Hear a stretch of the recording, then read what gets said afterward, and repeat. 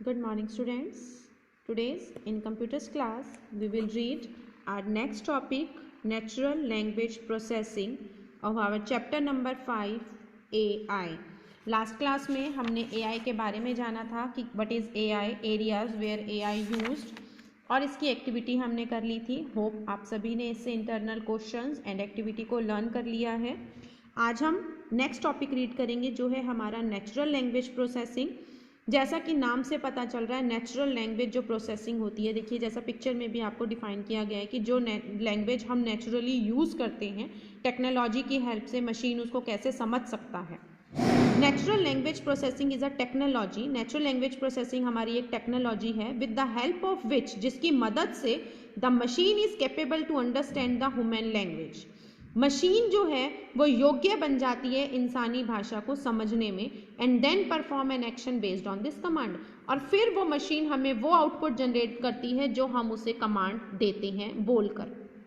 Simply sense natural language processing हमारी एक ऐसी टेक्नोलॉजी है जो हमारी आवाज़ को मशीन तक पहुंचाती है ताकि मशीन हमें हमारी कही हुई कमांड का, इंस्ट्रक्शन का रिजल्ट जनरेट कर सके.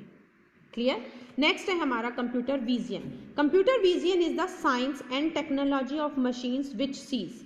यानी कि कंप्यूटर विजन एक ऐसी टेक्नोलॉजी है जो कि मशीन तक पहुंचाती है कि क्या दिखाना है, कैसे दिखाना है. It is concern with both the theory and technology for building up an artificial system which obtains information from image.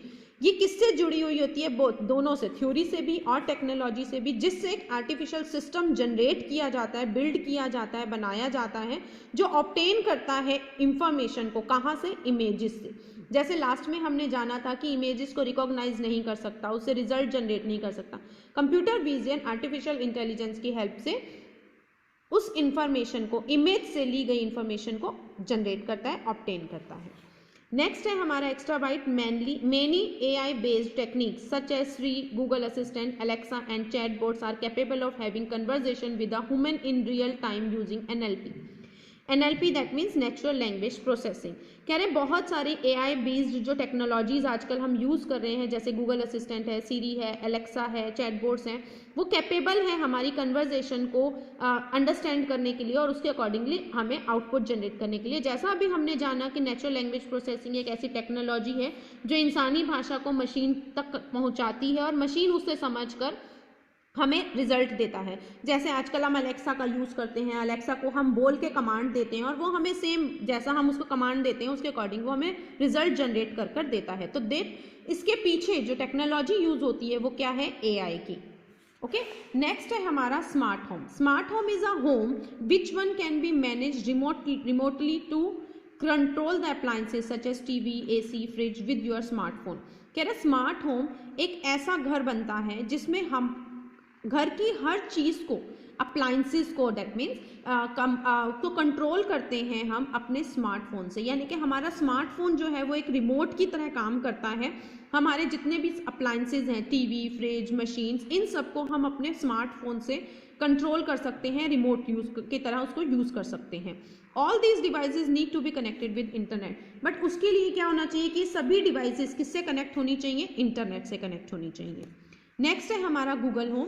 Google home is a smart speaker. Google home हमारा क्या है? एक स्मार्ट स्पीकर है which is a Google device, जो कि एक Google की device है, यानी कि गूगल ने बनाया हुआ है जिसे, and can be integrated with the automation of control home appliances with voice recognization with the help of internet.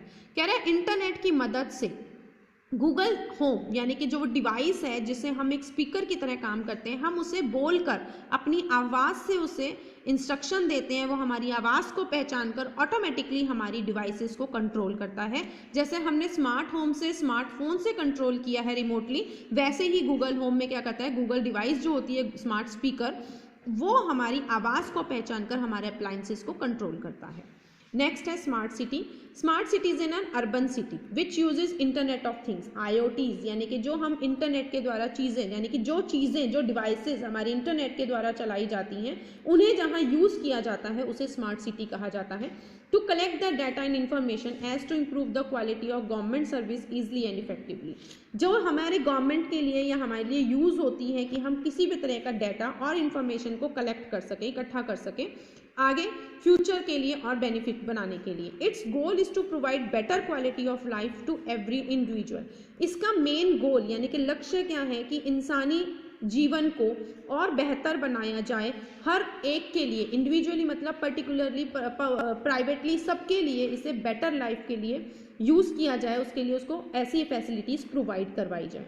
Next है AI ethics. AI ethics that means manners is the study of value and generating more values for good or bad, right or wrong. It plays a major role in scientific research. AI ethic एक ऐसी study है जो किसके ऊपर values की जो generate करती है हमारी मोरल वैल्यूज, जो कि अच्छी बुरी सही गलत जो होती हैं, ये एक मेजर रोल प्ले करती हैं किसके लिए, साइंटिफिक रिसर्च के लिए, कि साइंटिफिक जो रिसर्च होती है उसमें जाना जाए कि क्या सही है क्या गलत है, कितना गलत है कितना सही है, क्या अच्छा है क्या बुरा है, इन सब के लिए उसे AI एथिक्स कहा जाता है। Next is robot ethics and robotics. Robot ethics can be defined as the morality of how humans construct, design, use and treat the robots and other AI objects. Robot ethics वो होता है, उसे define का मतलब, robot ethics का मतलब वो होता है कि ये जान सके कि इंसान ने, क्योंकि रोबोट तो इंसान ने बनाया है, इंसान ने उसको कैसे बनाया है, उसको क्या कैसे डिज़ाइन किया है, वो कैसे ट्रीट करता है, रोबोट के साथ क्या ट्रीटमेंट की जाती है और दूसरे AI ऑब्जेक्ट्स के साथ कैसे ट्रीट किया जाता है, दैट मीन्स उसके साथ अच्छा बुरा सही गलत, ये सब जो एथिक्स होते हैं रोबोट के साथ जो अप्लाई किए जाते हैं उन्हें रोबोट एथिक्स कहा जाता है। Clear?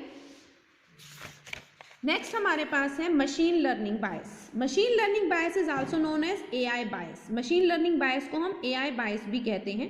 It is the phenomena which occurs when an algorithm produces a discriminatory result due to incorrect assumption. कह रहे ये एक ऐसी फिनोमिना है, यानी कि एक ऐसी घटना है जो तब घटी थी जब एक एल्गोरिथम ने गलत भेदभाव वाला रिजल्ट जनरेट कर दिया था, उसे हम बोलते हैं बायस। बायस मतलब कहते हैं पक्षपातपूर्ण, पक्ष से भरा हुआ, उसे बायस कहा जाता है। तो मशीन लर्निंग भी क्या हो जाती है, एक बायस हो जाती है, पक्षपूर्ण हो जाती है। आर्टिफिशियल इंटेलिजेंसी अ बून और अ बेन। वो कह रहा है आर्टिफिशियल इंटेलिजेंसी क्या है, एक वरदान या एक श्राप। जिसे हम टेक्नोलॉजी को यूज कर रहे हैं वो हमारे लिए एक वरदान साबित हुआ है या हमारे लिए अभिशाप बना है। Human intelligence has made the machine to think critically and assist humans to take decisions. कह रहे ह्यूमन इंटेलिजेंस ने, इंसानी समझदारी ने एक ऐसी मशीन बनाई है जो सोच सकता है, इंसानों को असिस्ट कर सकता है, उनसे डिसीजन लिखवा सकता है। The machine takes decision by using algorithm. लेकिन जो मशीन डिसीजन लेती है वो एल्गोरिथम के बेस पर, यानी कि जो कोडिंग हम उसमें फीड कर देते हैं, जो इंस्ट्रक्शंस, जो डाटा हम उसमें फीड करते हैं, वो उसके अकॉर्डिंग लेती है। And to get the best matched result on the bias of data which is entered as an input of the machine, जो हमने मशीन के अंदर इनपुट किया है डाटा को, उससे मैच करके वो हमें रिजल्ट प्रोड्यूस करती है। AI is helping for making the life better. AI हमारी मदद करती है हमारी जीवन को आसान और बेहतर बनाने के लिए, but a little mistake can lead to a negative result. लेकिन एक छोटी सी गलती भी एक गलत रिजल्ट का कारण बन जाती है एंड कैन क्रिएट डिजास्टर, और विनाश का कारण बन सकती है। इसलिए जिस चीज़ का फायदा होता है कहीं ना कहीं उसका हमें नुकसान भी होता है। Memorise, credit for the new age change prevailing around goes to AI। कह रहा है न्यू एज में जो चेंजेस हो रहे हैं, यानी कि जो नई टेक्नोलॉजीज हमारी इंप्रूव हो रही हैं, हमारी लाइफ जो बेटर हो रही है जिन डिवाइसेस से, उन सभी का क्रेडिट, उन सभी का श्रेय जाता है AI को, एडवांटेज आर्टिफिशियल इंटेलिजेंस को। नेक्स्ट हमारा टॉपिक है advantages and disadvantages of AI and story speaker. Advantages AI यानी कि फायदे, AI के फायदे क्या हैं। AI machines does not get tired. AI की मशीन कभी थकती नहीं है। It can take rational decisions जो है वो रैशनल ले सकती है। It gives accurate and fast result, जल्दी और सही रिजल्ट प्रोड्यूस करती है। डिसएडवांटेजेस, उसके नुकसान क्या हैं।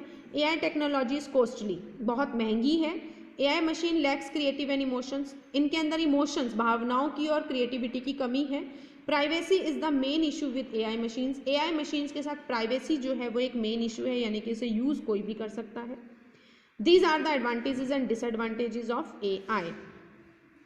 नेक्स्ट हमारा extra byte, data for AI, यानी कि AI के लिए जो डाटा लिया जाता है, natural language processing and computer vision are the pillars of AI। AI के वो दोनों, ये हमने जो लास्ट NLP और हमने कंप्यूटर विजन पढ़ा, ये हमारे क्या है, पिलर्स हैं, मेन स्तंभ है किसके, AI के, आर्टिफिशियल इंटेलिजेंस के। होप यहाँ तक का टॉपिक आपको क्लियर है। आज का होमवर्क यही है कि यहाँ तक आपको रीड करना है और इसी के साथ इसके internal questions and advantages and disadvantages of AI आपको लर्न करने हैं। Okay students, thank you.